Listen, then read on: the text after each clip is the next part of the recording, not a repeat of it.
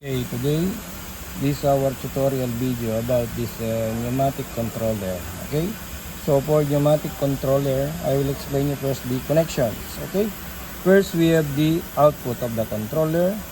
So this is the output for our controller, and then we have also the input signal. It means this one coming from the transmitter. So we have the input signal here, and the other one here we have the air supply.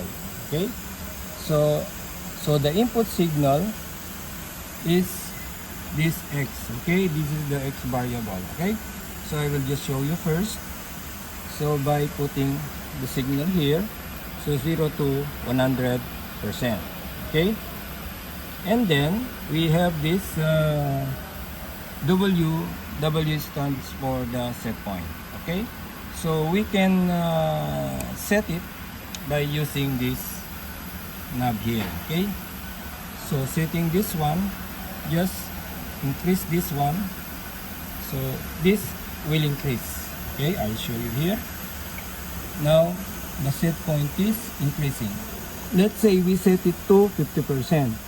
So the set point means that this set point is the one that we are going to control. So we set it to 50% set point. Okay, let's say 50% level.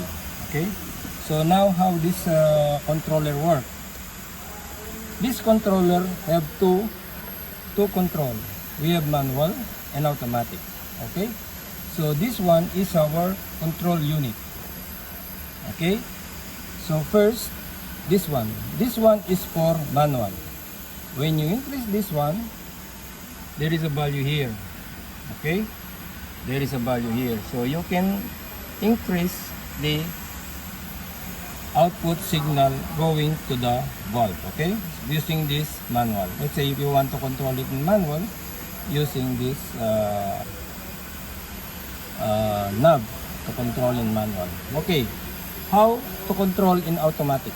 Okay, to control automatic, let's say this one is already, let's say in the process it's already 50%.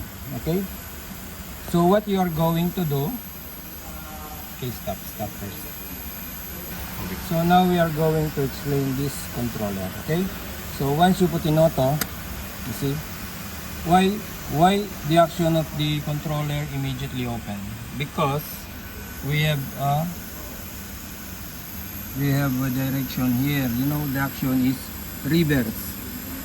Why reverse? Okay, because here you see, once we have zero value in our measured variable, because it's reverse, immediately it will give you 100% output. Okay, so that's our output. So now let's say our level go up. Let's say this is our level go up, because our action is reverse.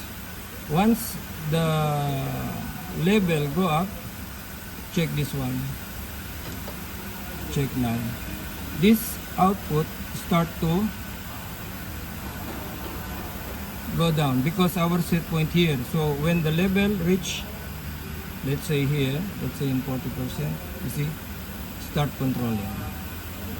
When our level is still up, now our valve is closing, our output is coming to zero. Okay, so this is how the controller works.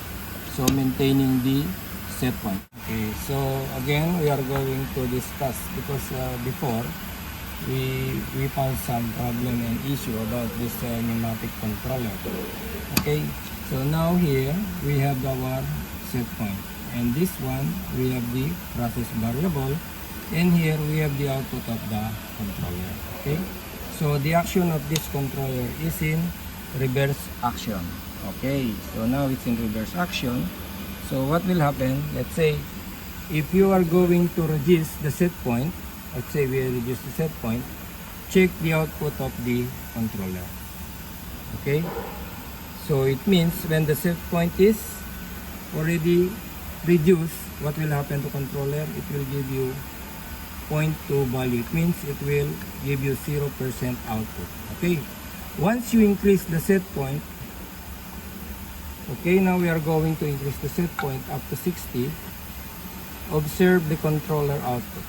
Okay, so our controller now start giving 100% signal. Okay, so the output now it will reach this signal because our value here is still, our value is not the same value as the set point. Let's say if the value now, let's say this one example, okay, now our value meet this one. So what will happen? The value of this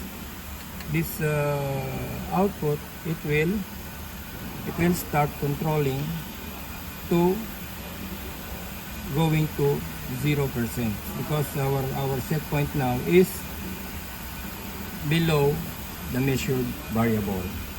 Okay, now as you can see, our controller now start controlling because our set point is below to the measured value. Okay, once the measured variable and the set point the same, okay, let's say our nearly same, so you see the controller output remain because we meet already the set point. That's why our controller now remain there. Okay, once there is a variation, let's say the process value, okay, let's say the process value go down, what will happen? See, our controller give signal. When our process value go up, our controller give output signal to 0% because the action of this controller is reverse. Okay, so this is how this pneumatic controller works. Okay, thank you for watching. Please like and subscribe. Thank you. Okay, thank you. Alas.